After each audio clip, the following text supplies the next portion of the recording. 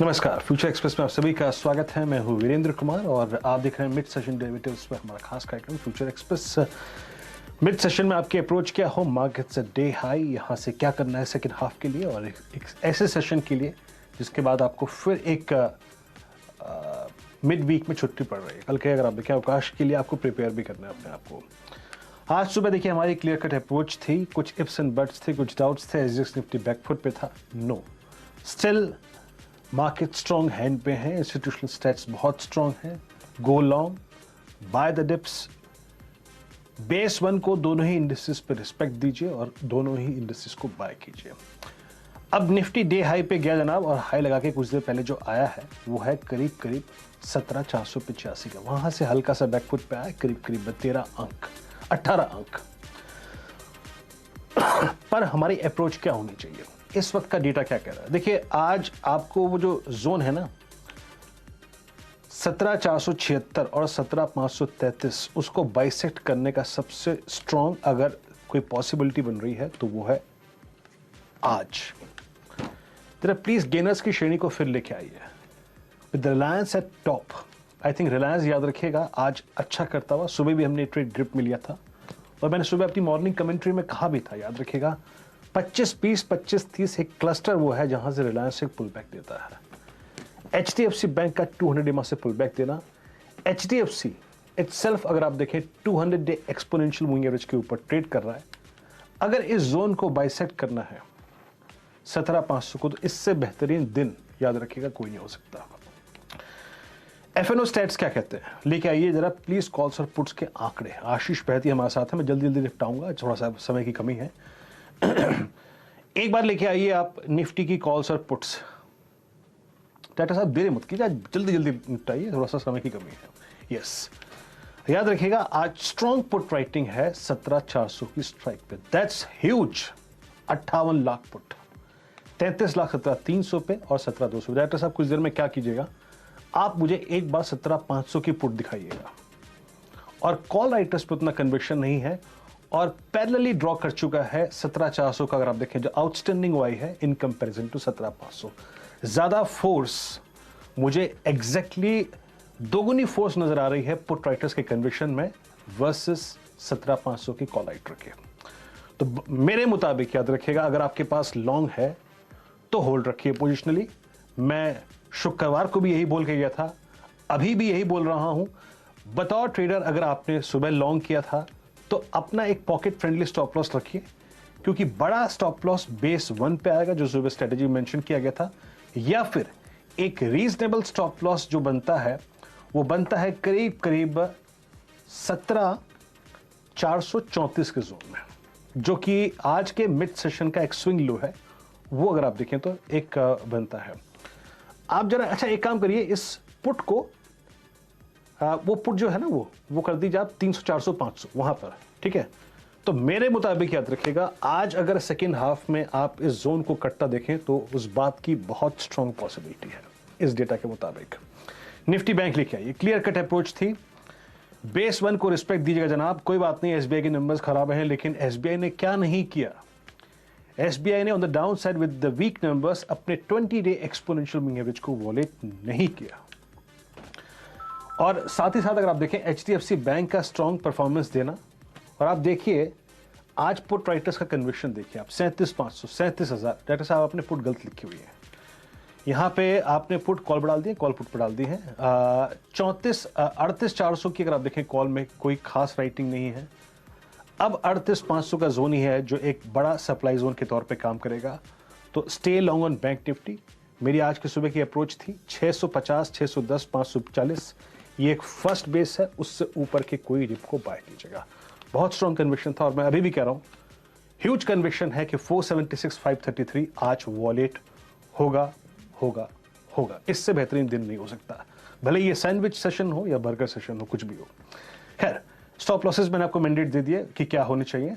आशीष बहती जी, good afternoon कार्यक्रम में स्वागत है। आपकी राय इस वक्त बाजार में क्या है, कैसे अप्रोच कर रहे हैं, और आपके इंडेक्स पे व्यू और आपके 3 conviction trade. Good afternoon Viren जी।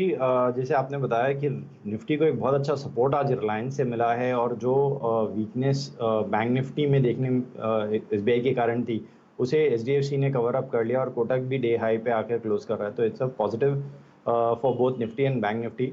सिर्फ थोड़ा सा वर्ड ऑफ कॉशियस ये है कि 19.5 पे वापस विक्स आ चुका है, इंडिया विक्स, तो ज़रूर ये कॉशियस रहेगा कि एक स्ट्रिक्ट स्टॉप लॉस ज़रूर मेंटेन करे दोनों साइड में, निफ्टी एंड दोनों ट्रेड्स में, निफ्टी एंड बैंक निफ्टी में। लॉन्ग की तरफ ही पोजीशन रखना है, जिन्हें के पास भी लॉन्ग है 17,380 के करीब अब एक strict position stop loss maintain कर रहा है। हमें लगता है कि निफ्टी में 17,650 तक के लेवल्स देखने मिल सकते हैं। बहुत अच्छे सेक्टर रोटेशंस निफ्टी में देखने मिल रहे हैं। जिस हिसाब से हमने देखा लास्ट फ्राइडे को सीमेंट चल रहा था, आज डिफेंस थीम अच्छी प्ले कर रही है और कैपिटल गुड्स अच्छा थीम प्ले कर रहा है। तो एक सेक्टोरल रोटेशंस बहुत अच्छा हो रहा है। और बैंक निफ्टी की अगर मैं बात करूं, तो बैंक निफ्टी ने अपना एक बहुत क्रूशियल लेवल जो 38,000 का साइकोलॉजिकल लेवल था, उसे बहुत अच्छे से सरपास किया है, और बहुत कंफर्टेबली उसके ऊपर ट्रेड करने में सफल रहा है। तो 37,900 का एक स्टॉप लॉस मेंटेन करे बैंक निफ्टी में। हमें लगता है कि 38,500 तक के टारगेट्स बैंक निफ्टी में आ सकते हैं। तो जिनके पास भी लॉन्ग है, बने रहने की सलाह रहेगी। ओके, आपके 3 ट्रेड्स। मेरा पहला ट्रेड रहेगा आशीष। रिलायंस इंडस्ट्रीज में बहुत अच्छा एक ब्रेकआउट देखने मिला है। ये हमने सुबह भी डिस्कस किया था आपके शो में। मतलब हमें लगता है कि रिलायंस में यहाँ से एक फर्दर ट्रेड अपस्विंग देखने मिल सकता है। 2630 तक के टारगेट्स इसमें आते हुए दिख रहे हैं। जो स्टॉप लॉस मेंटेन करना है वो है 2550 के करीब का एक एसएल मेंटेन करे। दूसरा ट्रेड जो रहेगा मेरा वीरेन जी, वो रहेगा हेवल्स में। जैसा मूव हमें सीमेंस एबीबी में देखने मिला, हमें लगता है कि हेवल्स वापस पॉइज्ड हो गया है एक अच्छा अपस्विंग देने के लिए। स्टॉक ऑलमोस्ट अपने रीसेंट हाइज जो के पास ही ट्रेड कर रहा है, और 1300 एक अहम लेवल है, उसके ऊपर ये सस्टेन कर पा रहा है। तो 1335 के टारगेट के लिए हेवल्स में खरीदारी की सलाह रहेगी। 1280 का एक स्टॉप लॉस मेंटेन करना है। तीसरा ट्रेड रहेगा मेटल साइड से वेदांता। ये एक प्रीएम्प्टिव ट्रेड है। हमें लगता है कि एक ब्रेकआउट आ सकता है। अभी तक थोड़ा फ्लैटिश ट्रेड कर रहा है वेदांता ओवरऑल, अगर मैं वीकली चार्ट्स पे भी स्ट्रक्चर में बोलूं। बट एक थोड़ा सा प्रीएम्प्ट है कि जिस हिसाब से स्ट्रक्चर बना हुआ है वेदांता में, यहाँ से एक बड़ा स्विंग देखने मिल सकता है। तो 264 तक के लेवल्स के लिए खरीदारी की सलाह रहेगी। जो स्टॉप लॉस मेंटेन करना है वो है 253 का इसमें। जी हाँ, और याद रखिएगा मेटल्स आज बहुत स्ट्रॉन्ग परफॉर्मेंस कर रहे हैं। देखिए रिलायंस पे एक डिस्क्लेमर आपकी स्क्रीन पे है, और जब भी याद रखिएगा मैं रिलायंस की बात करता हूँ या फिर कॉल आती है, देखिए कॉल आई वो दैट इज समथिंग डिफरेंट, लेकिन जब मैं बात कर रहा हूँ ये मान के चलिए कि मुझे इंडेक्स में इंटरेस्ट है, तो मैं उस टिप्पणी में इस स्टॉक को सम्मिलित करता हूँ। दूसरी चीज़, अभी कुछ देर पहले आप CNBC आवाज़ पे मनीषा जी के साथ जब कमोडिटी राउंडअप देख रहे थे, और जब उसमें आपने एक डेडिकेटेड डिस्कशन सुना होगा मेटल्स पे, आपने सुना होगा जो वहाँ पे एक्सपर्ट थे क्या कह रहे थे कि मेटल्स में कॉन्ट्रा जाइए, बाय जाइए, और against all odds metals are doing well. और चाइना में एक पैकेज का, राहत पैकेज का अगर आप देखें, आना बहुत पॉसिबिलिटी लग रही है, और वो मेटल्स को डोज पे रखेगा। और वेदांता देखिए आपकी स्क्रीन पे is at day high, Hindalco को देखिए आपकी स्क्रीन पे इज एट डे हाई। तो मेटल्स आज अच्छा कर रहे हैं। आशीष, एक बार जरा प्लीज बैंक निफ्टी पे अपना आउटलुक शेयर कीजिएगा। बैंक निफ्टी इंट्राडे में एक टिपिकल फ्लैग पे फ्लोट करता हुआ, अगर ये 38 150 190 का क्लस्टर कट गया तो आज इंट्राडे का स्विंग कहां तक पॉसिबल है? वीरेन जी, बहुत क्रूशियल लेवल है। पिछले 4-5 दिनों का हाइज यहीं पे था, और बार बार यहीं से एक सेलिंग प्रेशर देखने मिल रहा था। लेकिन आज जिस हिसाब से एचडीएफसी ने एक लीडरशिप पोजीशन ली है, हमें लगता है कि 38,600 तक के भी लेवल्स इसमें देखने मिल सकते हैं बैंक निफ्टी में। अगर यहाँ से अगर वो थोड़ा और सस्टेन करवा जाता है, जो कि 38,160 200 के करीब निकल जाता है, तो 38,600 तक के भी इसमें लेवल्स देखने मिल सकते हैं। जी हाँ, तो याद रखिएगा बैंक निफ्टी और निफ्टी दोनों ही इंडिसेस इस वक्त बात करते करते दिन के सर्वोच्च स्तरों पे आके ट्रेड कर रहे हैं। Markets at day high. चलिए अब इस चीज को अगर आप देखें, थोड़ा सा अगर आप देखें पीछे छोड़ते हुए, अब आगे बढ़ते हैं और बात करते हैं कुछ अर्निंग्स की। और अर्निंग्स के लिहाज से आइए बात करते हैं एफएल इंडिया के नंबर्स के बारे में। और नंबर इनके आए, और थोड़े नंबर्स मैं स्क्रीन पे रखूंगा स्टॉक आज हल्का सा बैकफुट पे है, स्लाइटली फ्लैट है। कंपनी के सीएमडी श्री अनुज खन्ना साहब हमारे साथ मौजूद हैं। पहले मैं आपको आंकड़े बताता हूं। यहाँ पर मैं वाई बेसिस पे इनके आंकड़े रखूंगा। करीब 52.7% का इजाफा, यहाँ पे करीब 54.5 करोड़ रुपए का अगर आप देखें यहाँ पे नेट प्रॉफिट का आंकड़ा है। रेवेन्यूज 347 करोड़ रुपए, एक ऑलमोस्ट यहाँ पे डबल हुए हैं इस अवधि में।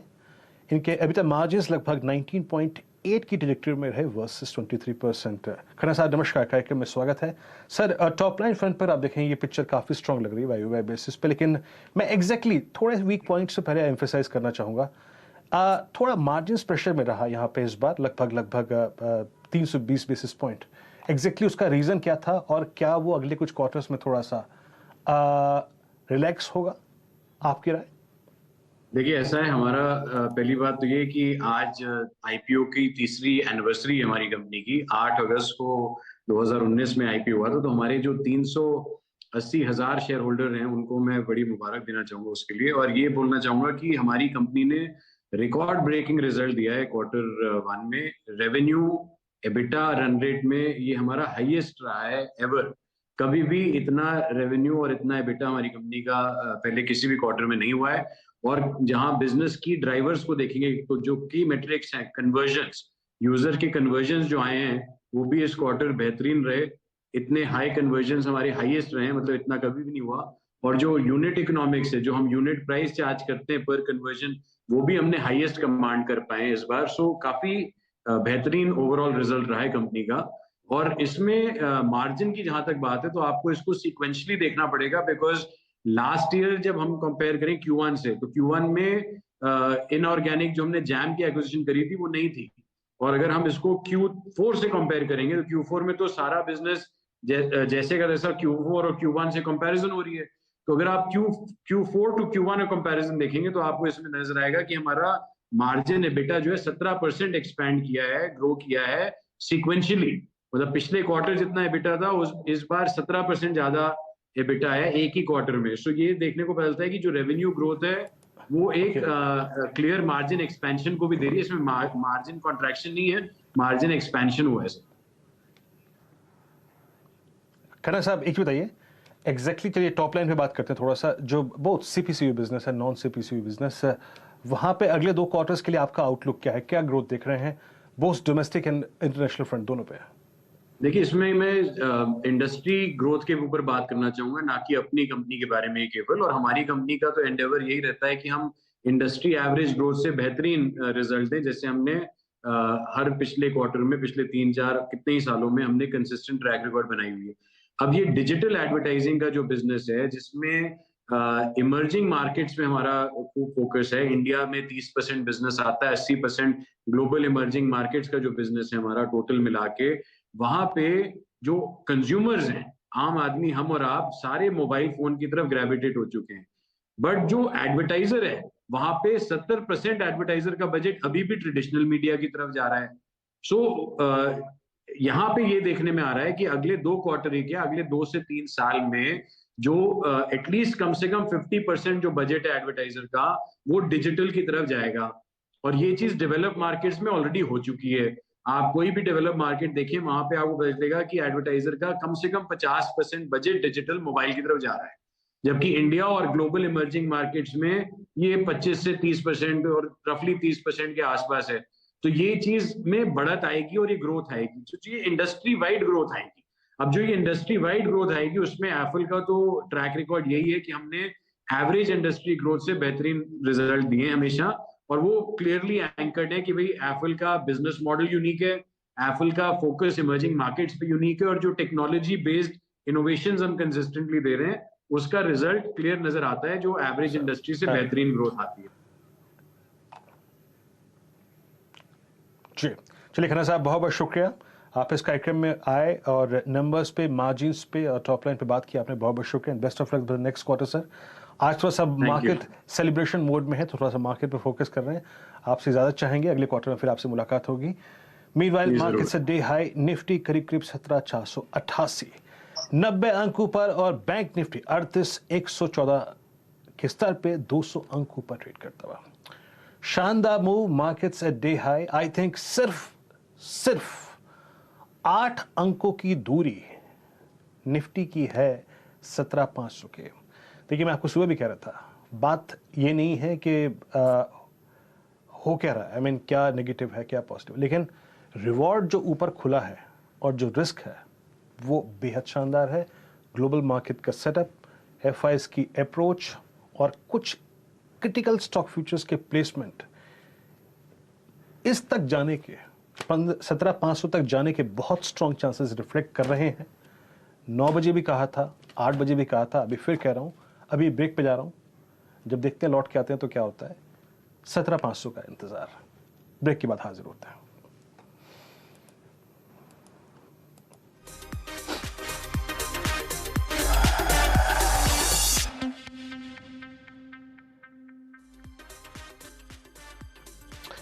ब्रेक के बाद फ्यूचर एक्सप्रेस में आप सभी का फिर से स्वागत है। निफ्टी 17,500 के पार, आपकी स्क्रीन पे 17,508 का लेवल।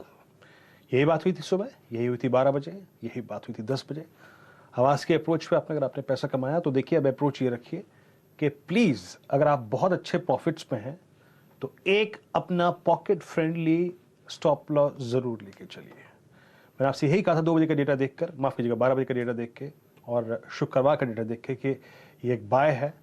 अपना एक पॉकेट फ्रेंडली स्टॉप लॉस लेके चलें। ये स्टॉक्स का जो कॉम्बिनेशन है ये जनरेट करेगा इस लेवल को अचीव करने के लिए। अगर 533 पार होता है तो एक स्विंग और मिलेगा, लेकिन अब प्रॉफिट बुक करना इंटरडे प्लेयर के तौर पे या फिर एक पोजिशनल ट्रेड के तौर पे, ये आपका मत है। एक पॉकेट फ्रेंडली स्टॉप लॉस लेके जरूर चले। शाम को ये मत पूछिएगा कि मेरी लॉन्ग है, अब क्या करना चाहिए। पॉकेट फ्रेंडली स्टॉप लॉस जरूर लेकर चलें। बट थ्रस्ट बैंक निफ्टी में ज्यादा अब आ रहा है, याद रखिएगा। अब बात करते हैं आज के कन्विक्शन सस्ता ऑप्शन ट्रेड की। आशीष बहती जी, आपका कन्विक्शन ट्रेड, आपका सस्ता ऑप्शन क्या है, इसको बताइए। वीरेंद्र जी, बीएल का चार्ट काफी अच्छा लग रहा है। इवेंट था आज, एक्स डेट भी हुआ है स्टॉक, तो हमें लगता है कि 285 का कॉल के थ्रू इस ट्रेड को प्ले किया जा सकता है। 8 रुपए के करीब चल रहा है। 5 रुपए का स्टॉप लॉस लगाना है और जो टारगेट्स इसके निकल के आ रहे हैं 13 से 16 रुपए तक के टारगेट्स के लिए इसमें खरीदारी की सलाह रहेगी। ओके, बीएल पे अगर आप देखें आपका कन्विक्शन कॉल है। आइए बीएल को रीड करते हैं। देखिए it's all about data. BL का डेटा क्या कहता है उसको देखने की कोशिश करते हैं। 281 पे पहली बात तो ये है कि ये एक स्ट्रॉन्ग चार्ट है। आज का इसका इंट्राडे लो 10 डे एक्सपोनेंशियल मूविंग एवरेज है और ये एक टिपिकल फ्लैग पे फ्लोट कर रहा है और आपने जिस स्ट्राइक का चुनाव किया है वही इसका एग्जैक्टली ब्रेकआउट पॉइंट है, याद रखिएगा। 8.35 पे बहुत ही अगर आप देखें सटीक आपने ऑप्शन लिया है। और देखिए एक सोच समझ ये भी होती है, जब किसी इंडस्ट्री का या किसी अगर आप देखें स्पेस का, किसी अगर आप देखें सेक्टर का एक लीडर ऑलरेडी परफॉर्म कर रहा हो तो ऑलवेज प्रिफर सेकेंड वन। अच्छा ट्रेड पिक करने के लिए उसकी शैडो में ट्रेड कीजिए। जैसे HAL बहुत अच्छा परफॉर्म कर रहा है, आपने BL को पिक कर लिया, यहां पे ऑप्शन पिक कर लिया। This option trading at day high. Ashish बहुत बहुत शुक्रिया। मार्केट से day high Nifty 17,512, next critical level 533। 533 के बाद मॉर्निंग के अप्रोच में जो भी कुछ कमेंट्री में सजेस्ट किया हुआ था देखिएगा, लेकिन फिर कहूंगा एक पॉकेट फ्रेंडली स्टॉप लॉस के साथ ट्रेल करिए, क्योंकि लॉजिकली अब जो निफ्टी का एक स्टॉप लॉस आता है, याद रखिएगा अपनी लॉन्ग्स पे, वो आता है करीब करीब 1156 के स्विंग का लो और वो आता है 466 की ट्रेजेक्टरी में, 17,466 की ट्रेजेक्टरी में, और निफ्टी बैंक का आता है करीब करीब 38,040 की ट्रेजेक्टरी में। बहुत बहुत शुक्रिया आशीष आपका इस कार्यक्रम में शामिल होने के लिए, सभी स्टॉक्स और इंडेक्सेस में रखने के लिए। नमस्कार।